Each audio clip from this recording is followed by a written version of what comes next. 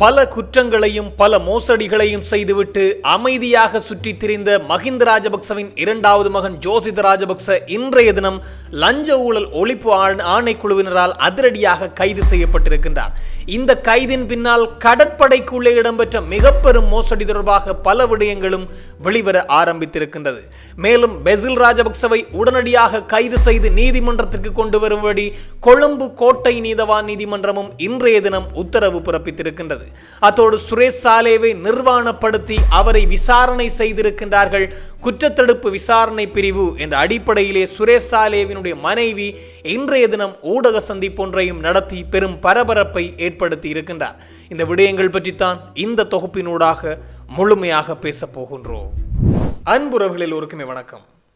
பல வழக்குகள் நிலுவையிலே இருந்தாலும் எல்லா வழக்குகளிலும் தான் நிரபராதி என்று சொல்லிக்கொண்டு பல மோசடிகள் செய்திருக்கின்றார், பல கொலைகள் செய்திருக்கின்றார், பல காணிகளை பெற்றிருக்கின்றார். இவருடைய வங்கி கணக்கிலே பல மில்லியன் கணக்கான பணம் வந்து போயிருக்கின்றது. ஆனாலும் தான் நிரபராதி என்று சொல்லிக்கொண்டு சுற்றி திரிந்து கொண்டிருந்த ஜோசித ராஜபக்ச, மஹிந்த ராஜபக்சவுடைய இளைய மகன், இரண்டாவது மகன் ஜோசித ராஜபக்ச இன்றைய தினம் இந்த லஞ்ச ஊழல் ஒழிப்பு ஆணைக்குழுவினரால் கைது செய்யப்பட்டிருக்கின்றார். இன்று இந்த கைது இடம்பெற்றிருக்கின்றது. இன்றைய தினம் விசாரணைக்கு வரும்படி அவர் அழைக்கப்பட்டிருந்தார். அப்படி விசாரணைக்கு சென்ற பின்னர் அவரிடம் வாக்குமூலங்கள் பதிவு செய்த பின்னர் தான் இன்றைய தினம் இந்த கைது இடம்பெற்றிருக்கின்றது. ஏன் எதற்காக இந்த கைது என்று பார்க்கின்ற போது 2006ஆம் ஆண்டு இடம்பெற்ற பல மோசடிகள் தொடர்பாகத்தான். குறிப்பாக ஜனாதிபதியாக மஹிந்த ராஜபக்ச இருந்த காலம், அதாவது ஜோசித்தனுடைய தந்தை ஜனாதிபதியாக இருந்த காலப்பகுதிகளிலே அனுபவமும் இல்லை, எந்தவித கல்வி, அதாவது கடற்படையினுடைய 2ஆம் நிலை லெப்டினன்டாக வருவதற்குரிய எந்த கல்வி தகமையுமே ஜோசித ராஜபக்சவுக்கு இருக்கவில்லையாம். அனுபவம் கூடி இல்லாத ஜோசித ராஜபக்சவுக்கு திடீரென கடற்படைக்குள்ளே உயரிய பதவியான 2வது லெப்டினன்ட் பதவி கொடுக்கப்படுகின்றது. இந்த பதவி கொடுக்கப்பட்ட காலப்பகுதியிலே அப்போதைய கடற்படை தளபதியாக இருந்தவர் பல இளைஞர்கள் கொழும்பிலே கடத்தப்பட்டு காணாமலாக்கப்பட்ட, தமிழ் இளைஞர்கள் கடத்தப்பட்டு கப்பம் கோரப்பட்டு காணாமலாக்கப்பட்ட வழக்கினுடைய பிரதானமான குற்றவாளி என்று சொல்லப்படுகின்ற இந்த வசந்த கர்ணகூட தான் அப்போது 2006 காலப்பகுதியிலே கடற்படை தளபதியாக இருந்தவர். அந்த காலப்பகுதியிலே தான் மஹிந்த ராஜபக்ச அல்லது ராஜபக்சக்களுடைய தலையீட்டோடு ஜோசித ராஜபக்ச 2வது லெப்டினன்டாக அங்கே பதவிக்கு கொண்டு வரப்பட்டிருக்கின்றார். இது அவருக்கு அந்தளவுக்கு கல்வி தகமையும் இல்லை, அனுபவமும் இல்லை, வயதும் இல்லை. இருந்தாலும் அந்த பதவி நிலைக்கு கொண்டு வரப்பட்டது பெரும் சர்ச்சையை ஏற்படுத்தி இருந்ததாம். அது மாத்திரம் தானா என்று பார்த்தால் பிரித்தானியாவினுடைய ரோயல் கடற்படை, அதான் மிக முக்கியமான பிரித்தானியாவினுடைய பிரிட்டிஷ் ரோயல் நேவியினுடைய ஒரு பயிற்சி பாடநெறி ஒன்றுக்காக இலங்கையிலிருந்து சென்றிருக்கின்றாராம் இந்த ஜோசித ராஜபக்ச. ஆனால் அனுபவம் வாய்ந்தவர்கள், கல்வி தகமையுடையவர்கள் தான் அந்த பாடநெறிக்கு செல்ல முடியும். ஆனால் ஜோசித ராஜபக்சவுக்கு அதற்கான அனுபவமும் இல்லை, வயதும் இல்லை, கல்வி தகமையும் இல்லையாம். ஆனாலும் இந்த பிரித்தானியாவினுடைய பிரிட்டிஷ் ரோயல் நேவியினுடைய கடற்படை பயிற்சிக்கு, அதாவது ஒரு பாடநெறி பயிற்சி ஒன்றிற்காக சென்றிருக்கின்றாராம் ஜோசித ராஜபக்ச. அங்கு மாத்திரமல்ல, உக்ரைனிலும் ஒரு பயிற்சி ஒன்றிற்காக சென்றிருக்கின்றாராம். இதற்காக 22.2 மில்லியன்கள் வரையிலே இலங்கை பணம் செலவிடப்பட்டிருக்கின்றது என்ற செய்தி வெளியாகி இருக்கின்றது. இது தொடர்பாக வாக்குமூலங்களை பதிவு செய்வதற்குத்தான் இந்த ஜோசித ராஜபக்சவை வரும்படி அழைப்பு விடுக்கப்பட்டிருந்தது. ஆனால் இன்று அல்ல, நேற்று 16ஆம் திகதி அவர் வர வேண்டும் என்று அழைப்பு விடுக்கப்பட்டிருந்தது. ஆனால் அவருடைய சுத்துமாத்து வேலையோ அல்லது என்னவோ தெரியவில்லை, மாறாக அவர் ஒரு வழக்கு ஒன்றுக்காக நான் சென்றிருந்தேன் என்று சொல்கின்றார். அதனால் நேற்றைய தினம் அவர் இந்த லஞ்ச ஊழல் ஒழிப்பு ஆணைக்குழுவிலே முன்னிலையாகவில்லை. இதனால் இன்றைய தினம் காலை அளவிலே லஞ்ச ஊழல் ஒழிப்பு ஆணைக்குழுவிலே ஜோசித ராஜபக்ச முன்னிலையாக இருந்தார். ஒரு சில விசாரணைகள் அல்லது வாக்குமூலங்களை பெற்றதன் பின்னர் அதிரடியாக கைது செய்யப்பட்டிருக்கின்றார். நீதிமன்றத்திலும் ஜோசித ராஜபக்ச முற்படுத்தப்பட்டிருக்கின்றார். இந்த வழக்கு தொடர்பாகத்தான் முன்னாள் கடற்படை தளபதியாக இருந்த வசந்த கர்ணகூடவுக்கும் நேற்றைய தினம் விசாரணைக்கு வர வேண்டும் என்று அழைப்பு விடுக்கப்பட்டிருக்கின்றது. இந்த ஜோசித ராஜபக்சவுக்கு தகமை இல்லை, தகமையும் இல்லை, அனுபவம் இல்லை. எப்படி இந்த ரோயல் நேவியிலே, அதுவும் பிரிட்டிஷ் ரோயல் நேவியிலே சென்று பயிற்சிகளை மேற்கொள்வதற்கு அனுமதி வழங்கப்பட்டது என்பது சார்ந்து வாக்குமூலங்கள் பதிவு செய்வதற்காக வசந்த கர்ணகூட முன்னாள் கடற்படை தளபதியையும் வரும்படி அழைத்திருந்தார்கள். அவரும் நேற்று வரவில்லையாம். அதுவும் தகுந்த காரணங்கள் சொல்லப்படவில்லை என்று கூறப்படுகின்றது. இருந்தாலும் இன்னும் ஒரு நாள் அவருக்கு வழங்கப்பட்டிருக்கின்றது விசாரணைக்கு வரும்படி. ஒருவேளை அவரும் இதே போன்று கைது செய்யப்படுவாரோ என்பது மிக பெரும் கேள்விக்குறியாக இருக்கின்றது. ஜோசித ராஜபக்ச இப்போது கைது செய்யப்பட்டு விட்டார் என்பதுதான் மிக மிக மிக முக்கியமான விடயம். இது மாத்திரமல்ல, இன்னும் பல வழக்குகள் அவர் சார்ந்து இருக்கின்றது. டெய்சி பரோட் மற்றும் இவர் சார்ந்த ஒரு வழக்கிலே இப்போதும் நீதிமன்றத்திலே நான் நிரபராதி என்று தான் சொல்லி வருகின்றாராம். அந்த பணம், அதாவது சட்டவிரோதமான முறையிலே இவருடைய வங்கி கணக்குக்கும் டெய்சி பரோட்டினுடைய வங்கி கணக்கிற்கும் எப்படி பணம் வந்தது என்று விசாரணைகள் தீவிரப்படுத்தப்பட்டிருக்கிறது. இந்த பணம் எப்படி வந்தது, இத்தனை லட்சம் இத்தனை கோடி ரூபாய் பணம் எப்படி வந்தது என்ற அடிப்படையிலே விசாரணைகள் நடத்தப்பட்டு வருகிறது. அந்த விசாரணையில் தான் நிரபராதி என்று சொல்லி வருகின்றாராம் இந்த ஜோசித ராஜபக்ச. இப்போது இவர் கைது செய்யப்பட்டிருக்கின்றார். இதில் ஒரு போட்டி ஒன்று நிலவியது. ஜோசித்த முதலாவது கைது செய்யப்படுவாரா, இந்த கோட்டாபய ராஜபக்ச முதலாவது கைது செய்யப்படுவாரா என்ற ஒரு போட்டி ஒன்று நிலவி வந்தது. காரணம், ஒரு நாட்களுக்கு முன்னர், அதாவது நேற்றைய தினம்தான் தன்னை கைது செய்ய வேண்டாம் என்று சொல்லுங்கள், அல்லது என்னை கைது, அதாவது பயங்கரவாத தடை சட்டத்திலோ காரணமின்றியோ என்னை கைது செய்வதை தடுக்க கோரி மேல்முறையீட்டு நீதிமன்றத்திலே மனு ஒன்றை தாக்கல் செய்திருந்தார் முன்னாள் ஜனாதிபதி கோட்டாபய ராஜபக்ச. அவரை கைது செய்ய போகின்றார்கள் என்ற முழு ஆவணமும் கிடைத்த பின்னர் தான் அந்த மனு தாக்கல் செய்யப்பட்டிருக்கிறது என்பது தெரிய வருகின்றது. எனவே அவருக்கும் கைது தயாராகி கொண்டிருந்தது, இந்த ஜோசிதவுக்கும் கைது தயாராகி கொண்டிருந்தது. எனவே இந்த கோட்டாவினுடைய வழக்கு இன்றைய தினம் நீதிமன்றத்தில் விசாரணைக்கு எடுத்துக்கொள்ளப்பட்ட போது சட்டமா அதிபர் திணைக்களம் சார்பிலே முன்னிலையாகிய மேலதிக மன்றாடியார் நாயகம் ஒரு விடயத்தை குறிப்பிட்டிருக்கின்றார்.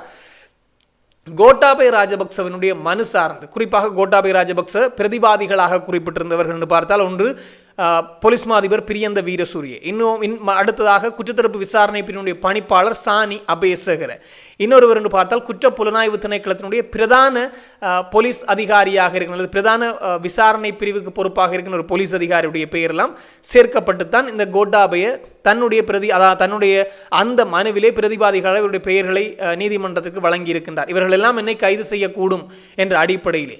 எனவே அவர்களிடமிருந்து சட்டமாதிபர் திணைக்களத்திற்கு, பிரதிவாதிகளிடமிருந்து சட்டமாதிபர் திணைக்களத்துக்கு எந்தவித அறிக்கைகளும் கொடுக்கப்படவில்லை, அல்லது எந்தவித கருத்துக்களும் தெரிவிக்கப்படவில்லை என்ற காரணத்தினால் இப்போதைக்கு கோட்டாவை கைது செய்ய வேண்டுமா வேண்டாமா என்பதை எங்களால் சொல்ல முடியாது என்ற அடிப்படையிலே சட்டமாதிபர் திணைக்களத்தினுடைய மேலதிக மன்றாடியார் நாயகம் நீதிமன்றத்துக்கு தெளிவுபடுத்தி இருக்கின்றாராம்.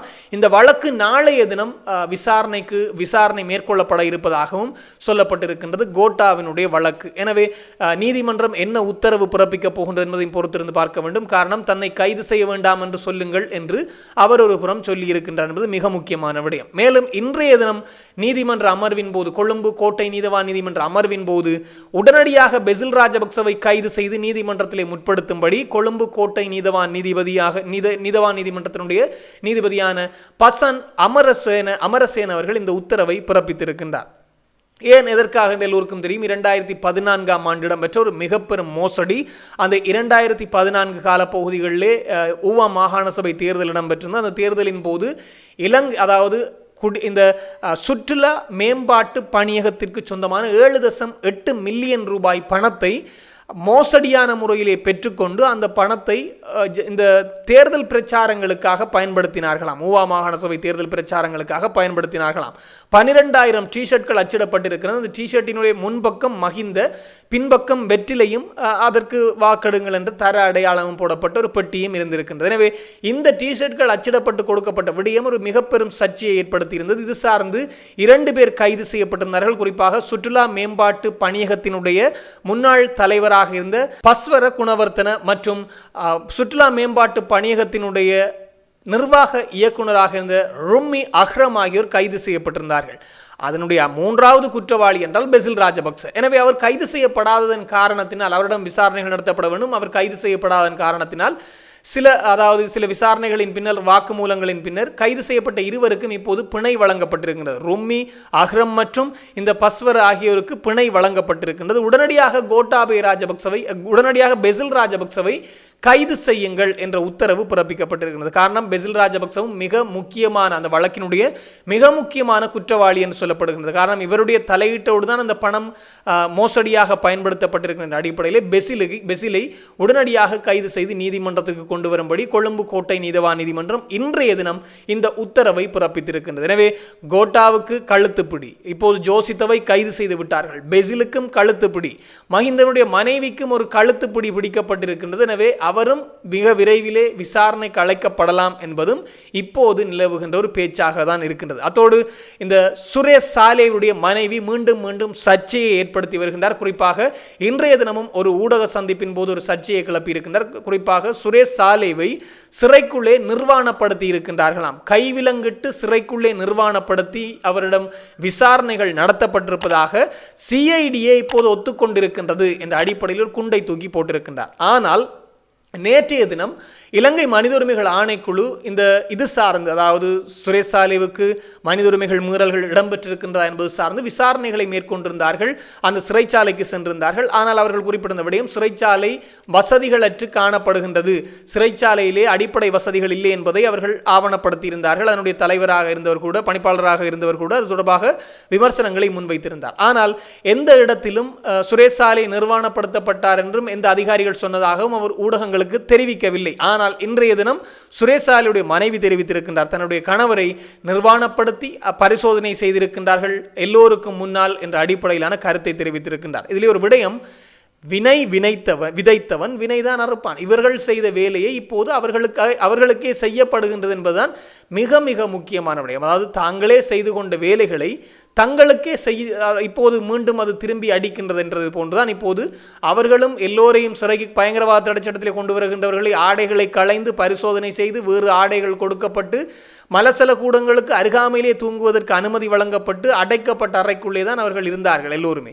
அதே போன்று அவருக்கும் அறை கொடுக்கப்பட்டவுடன் தனக்கன்று வந்தவுடன் இப்போது கொந்தளிக்கின்றார் அல்லது இப்போது கத்தி பிதற்றுகின்றார் இந்த சுரேஷ் சாலே என்பதுதான் மிக மிக முக்கியமான விடயம். சிறையிலே இருந்த சுரேஷ் சாலே இப்போது மருத்துவமனைக்கு கொண்டு செல்லப்பட்டு மருத்துவமனையிலும் உணவு தவிர்ப்பிலே தான் ஈடுபட்டு வருவதாக அவருடைய மனைவி ஊடகங்களுக்கு கருத்து தெரிவித்திருக்கின்றார். அது மாத்திரமல்லாமல் அவருடைய கையிலே போடப்பட்ட ஊசியால் தான் உடல் பலவீனமாகாமல் மருந்துகள் ஏற்றப்பட்டு வந்தது. கை வீங்கியதன் காரணமாக அந்த ஊசியும் கலட்டப்பட்டு விட்டதாம்.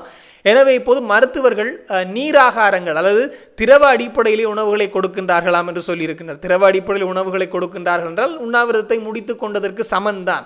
எனவே அவருக்கு திரவ அடிப்படையிலே உணவுகளை கொடுத்து அவருடைய உயிரை காப்பாற்றி வருகின்றார்கள் மருத்துவர்கள் என்ற அடிப்படையில் சுரேஷ் சாலேவுடைய மனைவி குறிப்பிட்டிருக்கின்றார்.